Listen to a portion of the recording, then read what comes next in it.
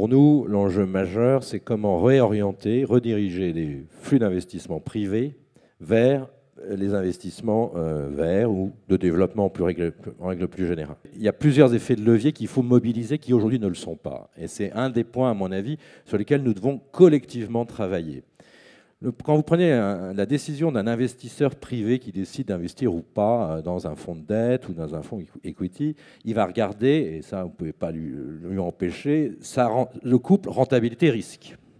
L'ajustement de ce couple rentabilité-risque avec par exemple une subvention qui est du compte par rapport au montant total de l'investissement, ou même, sans même de subvention, avec ce qu'on appelle du rehaussement de crédit. C'est-à-dire que le risque est d'abord pris sans funding par une autorité publique, ça vous donne un vrai effet de levier. Donc vous réduisez le risque, ou vous réduisez le montant, ça dépend qui permet à un investisseur privé, dans sa logique, dans le rationnel, de dire « je vais investir dans cette direction ».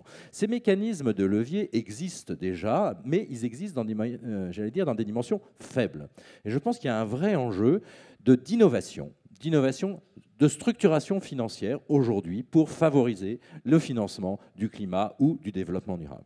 La Banque Société Générale est une des premières banques en matière d'innovation financière et nous travaillons beaucoup aujourd'hui, en particulier avec l'AFD, mais pas seulement.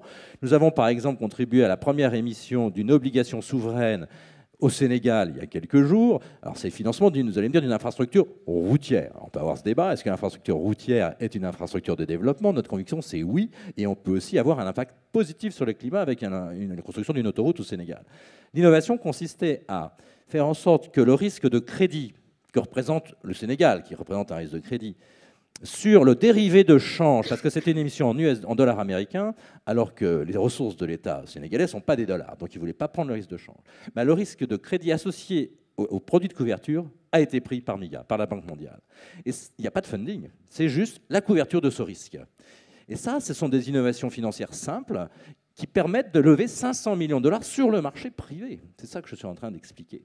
Et donc nous sommes convaincus qu'une association beaucoup plus grande, à la fois des experts des finances comme la Société Générale, qui aussi a associé à une autre expertise très importante, qui est tout sur la partie énergie. Nous sommes une des grandes banques mondiales finançant l'énergie. Il y a les deux expertises à avoir. Associées aux financeurs et aux preneurs de risques publics, et le principal effet de levier sur lequel nous devons travailler. Et si on arrivait à lever cela, lever 10 milliards, voire 100 milliards par an dans le cadre du fonds vert, nous paraît complètement possible. Mais il faut résoudre cette question du couple rentabilité-risque pour un investisseur privé qui n'est pas complètement résolu. Donc je pense qu'il faut que là, il y ait un effort de travail collectif et d'innovation urgent pour pouvoir accéder à l'objectif des Nations Unies sur ce fonds vert.